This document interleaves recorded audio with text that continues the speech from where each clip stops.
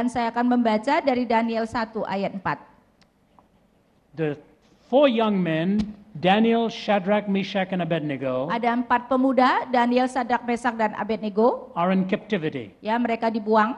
King Nebuchadnezzar selects them. Ya, Raja Nebukadnezar memilih mereka. Why? Mengapa? These guys were immensely influential. Karena orang-orang ini sangat berpengaruh. They were strikingly handsome, Mereka sangat tampan and they were brilliant in their minds. dan mereka sangat cerdas di dalam pemikiran mereka. So he takes them into the palace Jadi dia membawa mereka ke istana and begins the process of reprogramming their thinking. dan mulai memproses untuk merubah pemikiran mereka. Look at verse 4. Lihat ayat 4. Young men without any physical defect, handsome, showing aptitude for every kind of learning, well-informed, quick to understand, and qualified to serve in the king's palace. Orang-orang muda yang tidak ada sesuatu celah, yang berperawakan baik, yang memahami berbagai-bagai hikmat, berpengetahuan banyak dan yang mempunyai pengertian tentang ilmu, yakni orang-orang yang cakap untuk bekerja dalam istana raja,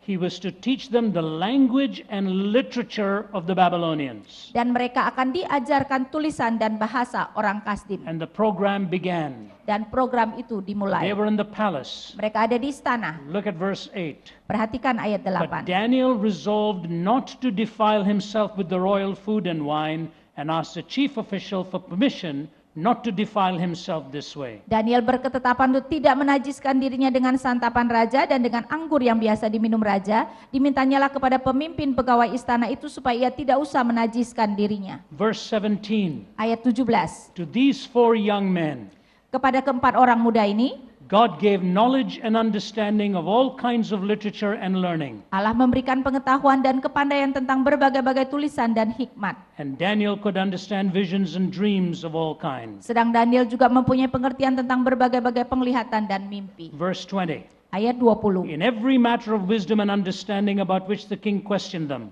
Dalam tiap-tiap hal yang memerlukan kebijaksanaan dan pengertian yang ditanyakan raja kepada mereka, he found them 10 times better than all the magicians and enchanters in his whole kingdom. didapatinya bahwa mereka 10 kali lebih cerdas daripada semua orang berilmu dan semua orang ahli jampi di seluruh And kerajaannya. Daniel remained there until the first year of King Cyrus. Dan Daniel ada di sana sampai tahun pertama pemerintahan Koresi.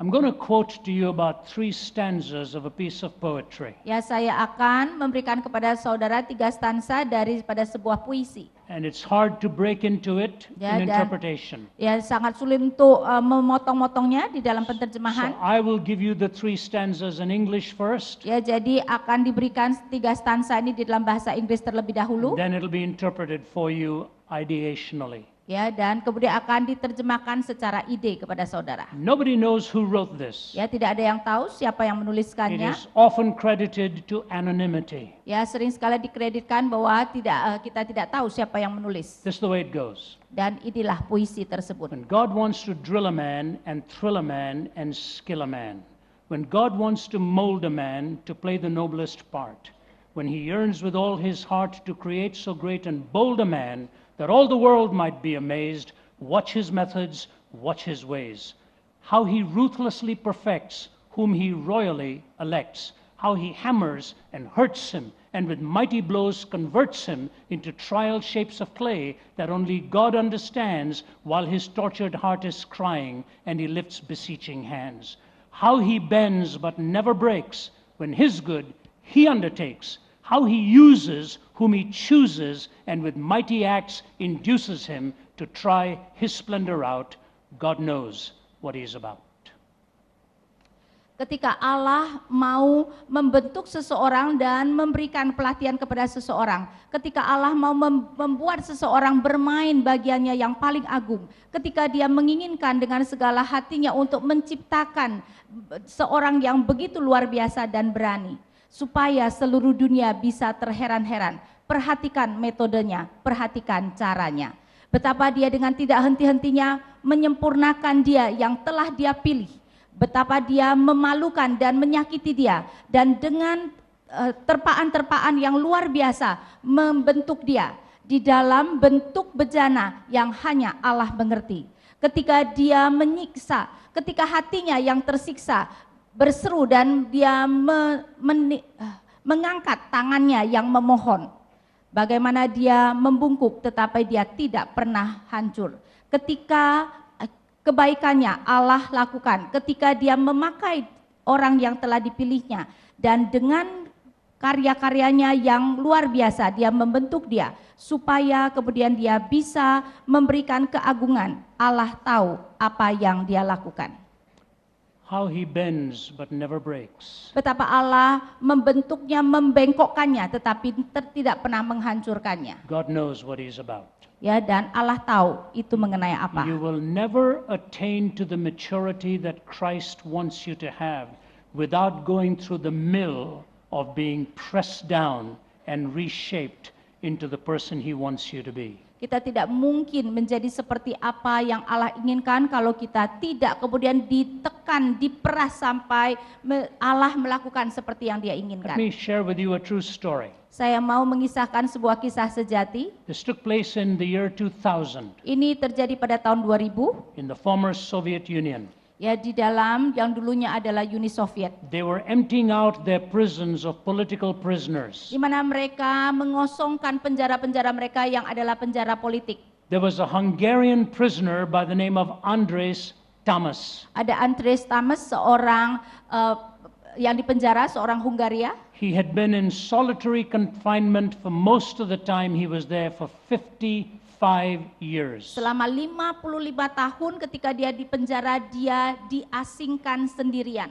And they were convinced he was insane. Dan mereka kemudian yakin bahwa dia sudah menjadi gila. They were going to do away with him. Ya, sehingga mereka mau membunuh dia. But a Hungarian psychiatrist pleaded to have a little time with this man. Tetapi kemudian psikiater Hungaria berbohon supaya dia bisa berjumpa dengan orang They ini. said he's speaking nonsense. Mereka mengatakan dia mengatakan sesuatu yang tidak tahu apa. He said, give me a few hours with Dan him. kemudian psikiater ini mengatakan berikan saya waktu beberapa jam. The psychiatrist went in and spent some time. Ya, psikiater kemudian masuk dan berjumpa dengan orang And then ini. he requested the authorities. Dan kemudian dia meminta kepada pejabat He said he's not insane. dan mengatakan dia tidak gila. He's not speaking nonsense. Bukannya dia berbicara yang tidak ada He's artinya, speaking an old Hungarian dialect. tetapi dia berbicara dialek Hungaria yang tua. You have nearly driven him insane. Kamu hampir membuat dia gila. Give him back to us. Berikan dia kepada kami. We will make him well. Kami akan menyembuhkannya. And the authorities agreed. Dan pejabat itu kemudian So the melepaskannya. psychiatrist is wheeling this man out of the prison.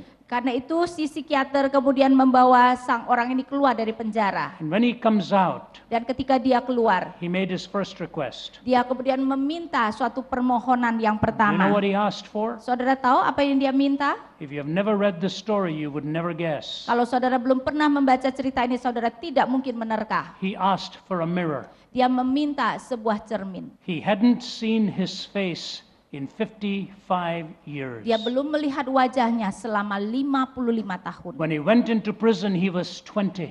Ketika dia masuk penjara, dia baru berusia 20 tahun.